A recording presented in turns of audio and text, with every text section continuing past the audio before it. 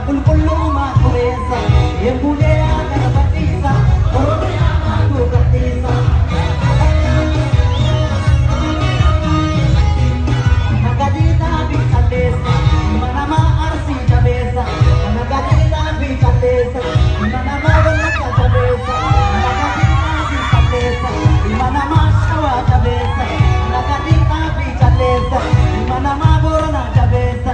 nagadita bichalesa manama harake jabesa